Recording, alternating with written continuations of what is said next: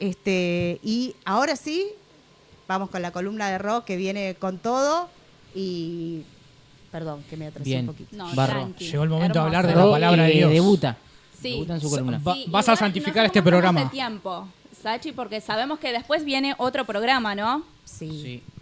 Que... Por ahí empieza más tarde porque también los agarró la lluvia. No los agarró la lluvia. No, ellos están ahí, por eso. Ahí es aviso de última. ¿Cuánto más o 10, 12 minutos. Sí, Bien. yo traté de Bueno. hacerlo rapidito, lo hice en menos de Tranqui. 10, creo, ¿no? ¿O me pasé? Sí, sí, No sí. pasa nada.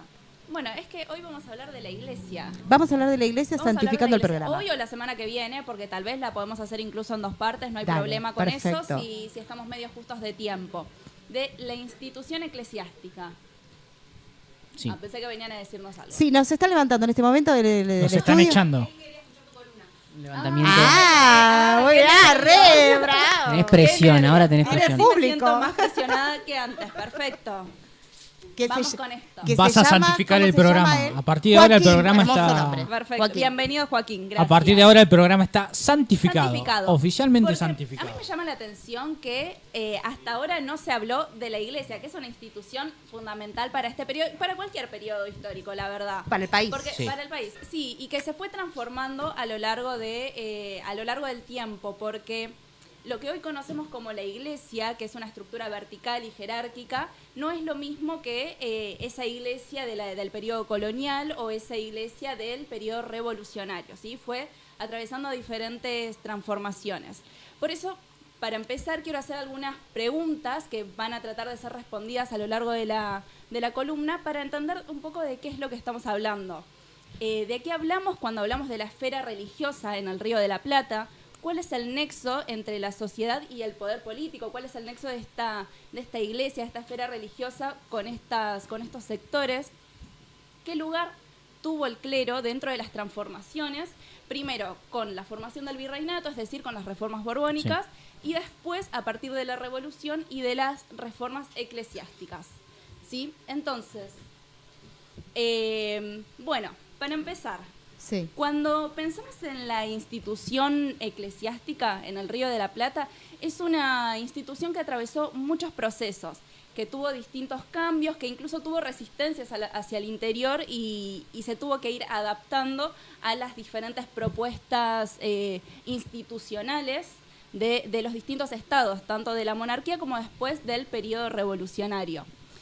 Pero para empezar, me parece que también hay que definir qué es el término iglesia. Claro, la institución, ¿no, Ro? Claro. La institución eclesiástica, porque en este momento nosotros vamos a empezar justamente fines del siglo XVIII, Claro. fines en del el siglo XVIII, no podemos hablar de una iglesia, no hay una doctrina eclesiástica, no hay una iglesia, son varias iglesias, varias ideas que hay en torno a este concepto incluso, y tiene 3 significados posibles, al menos hasta 1820, cuando ahí aparece Rivadavia con toda esta institucionalización del Río de la Plata. Sí.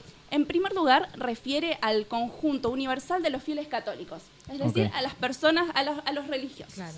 que la cabeza de estos religiosos es el Papa.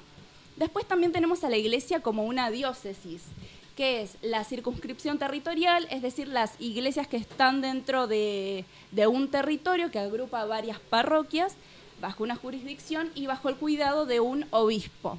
Y por último, es también el lugar físico donde Claro. se celebra el culto, o sea, la parroquia, las catedrales, distintos establecimientos donde se celebra el culto, donde se hacen las misas, digamos, si se quiere. Bueno, esto como para empezar a definir el término que vamos a utilizar y que se puede utilizar como iglesia, como institución eclesiástica, como espacio religioso. Pero bueno, esta iglesia durante el periodo colonial formaba parte del entramado social, estaba muy arraigada al entramado social.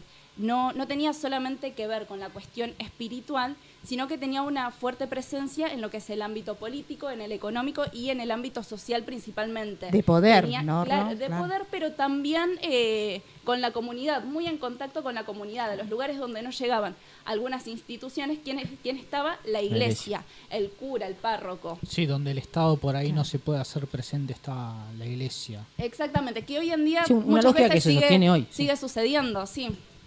Este papel público que tenía la iglesia, este rol, esta presencia, era realizada a través del clero. Acá yo voy a tratar de también definir algunos conceptos para que se entienda de qué estamos hablando cuando hablamos del clero. El clero es el conjunto de las personas que están consagradas al servicio religioso, los obispos, los sacerdotes, etcétera. Y tienen diferentes funciones. Las funciones espirituales son las que enseñan doctrina, etcétera. Ahí también tenemos una diferenciación entre lo que es el clero secular y el clero regular. Esto va a ser muy importante para el proceso posterior a la revolución, principalmente. Bueno, el clero secular son las personas que viven y trabajan dentro de la sociedad. O sea, cumplen funciones dentro de la parroquia, pero que están mucho más en contacto con la sociedad en su conjunto.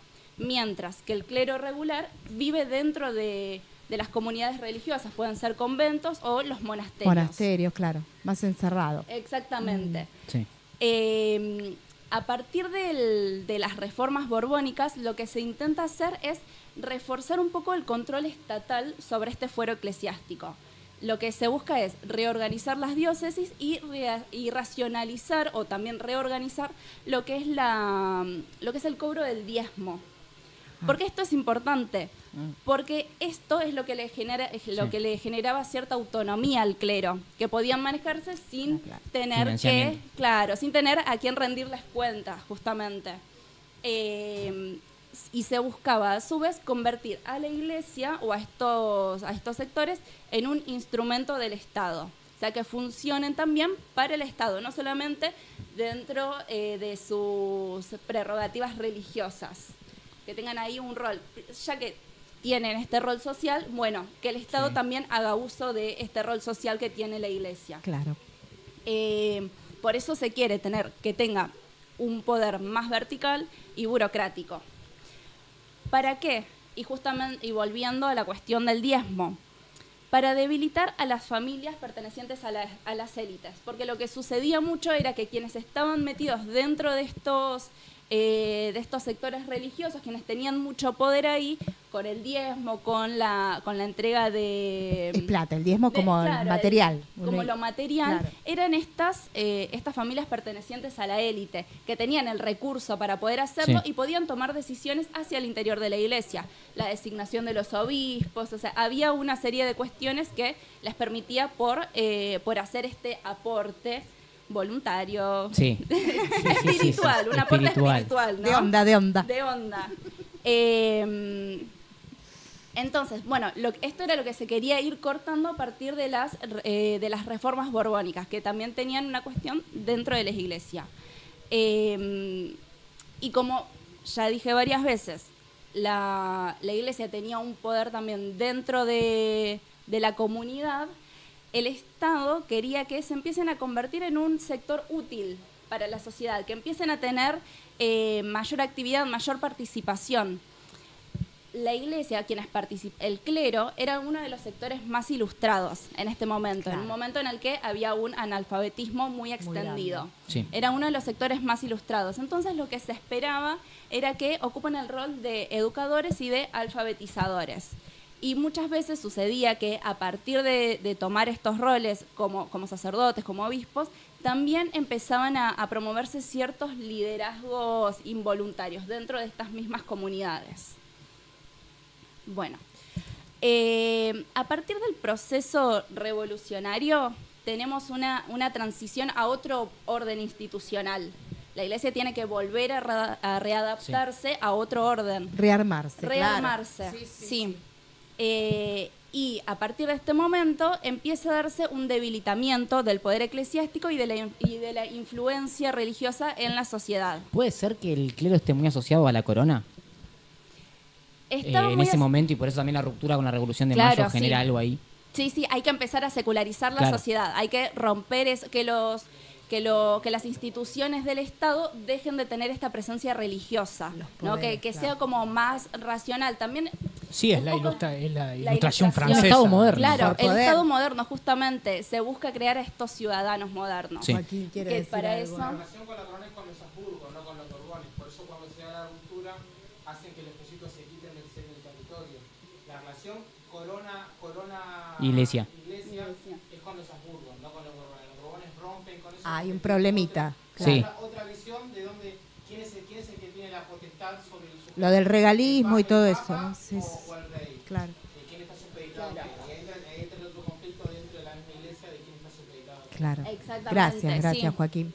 Sí, como que la iglesia queda en el medio de un montón de conflictos de poder y de conflictos políticos con las distintas cabezas que puede tener la Claro. monarquía, Roma y bueno, y después acá el gobierno No, que revolucionario. ahora un gobierno revolucionario, se Claro. le suma una pata más. Sí, se suma a ese una pata quilombo. más. Claro. Y también Y me Rivadavia. adelanto un poquito, pero hay una cuestión con Roma, porque Roma no va a legitimar el gobierno revolucionario. Claro. Entonces Tal cual. no le va a dar una legalidad a los obispados de acá del Río de la Plata. No Entonces, sabía nada. las relaciones empiezan a acomodarse más adelante, pasado un tiempo. Pero bueno, esto que decíamos del proceso de secularización estuvo muy presente durante este periodo de lo que se conoce como la década revolucionaria y también muchos miembros del clero estuvieron presentes, muchos en contra, como siempre hay una diferencia ahí porque no hay una línea clara dentro de la institución, pero había muchos que participaron de este proceso revolucionario. Para mencionar, entre la primera junta y la junta grande hubo 5 sacerdotes que participaron. Ah, sí, sí. Manuel Alberti, Gregorio Funes, creo que Gregorio Funes es el más conocido, Sí. Deán Funes. Sí, sí. Juan Ignacio Gorriti, Manuel Felipe de Molina y Pedro Francisco de Uriarte. Ellos fueron los que participaron de estos de los dos primeros intentos. Gobiernos patrios. Claro, Sí, gobiernos tenés patrios. razón, Ros, sí. Y así van a seguir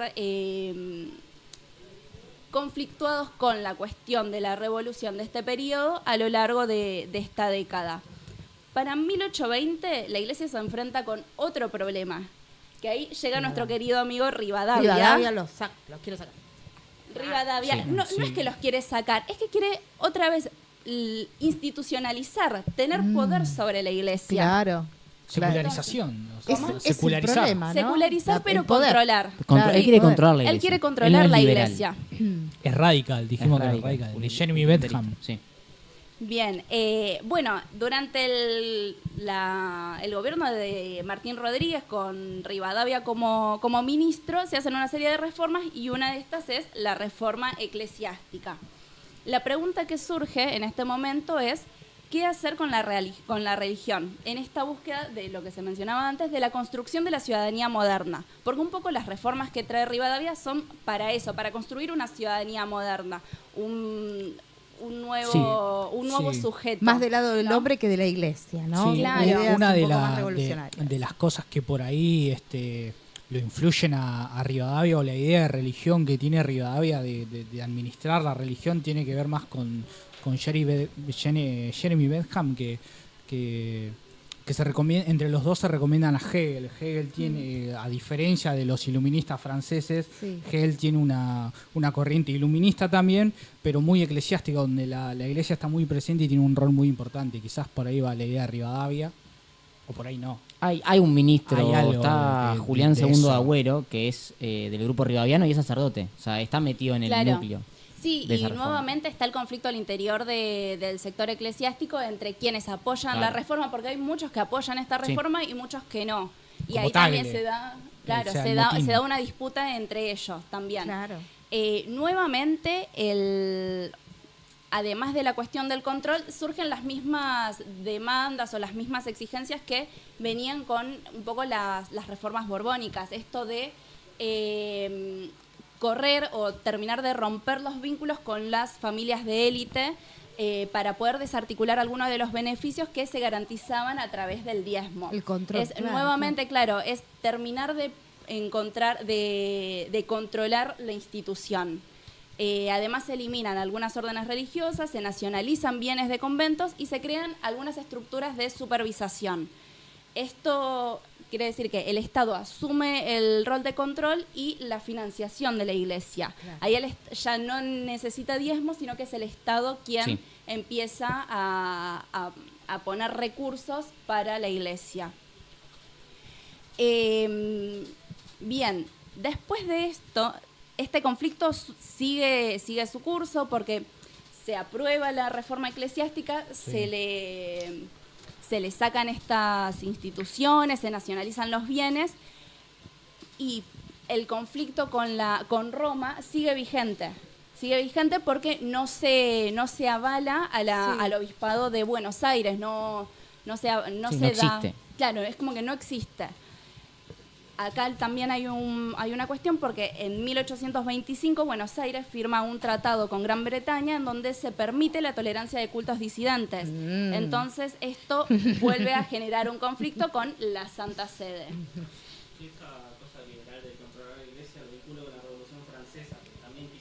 Tremendo el vínculo de Rivadavia con Inglaterra. Aparte de amigos de los ingleses, la iglesia, medio con los ingleses, la iglesia de Roma, medio como que no iba, no, claro. Tiene otra Ahí iglesia. cuando lo dijo Rolo pensé, porque la cabeza no funciona. No por Roma, sino por la revolución. Claro. Bien, llega Rosas. Sí. Llega Rosas en 1829 y se tiene que enfrentar a estos conflictos. Además de lo que hablamos hoy, de toda de la guerra civil y de todo lo que tuvo que hacer Rosas para ordenar un poco, también la iglesia tenía una serie de conflictos. Era la iglesia no era la iglesia colonial unificada que de principios del siglo o de fines del siglo anterior, sino una institución que ya estaba muy debilitada por una serie de conflictos internos que fue teniendo. Y además estaba partida esta iglesia, además de esta serie de conflictos, estaba partida entre quienes apoyaban el control del Estado, que se llamaban los galicanos, y quienes buscaban la obediencia directa del Papa, que eran los romanistas. Y aparte de esta situación, esta disputa entre dos bandos, había una cuestión por el patronato, que es una lucha, una disputa por el patronato, que es el derecho de nombrar a los obispos. Eso era también el control y el poder.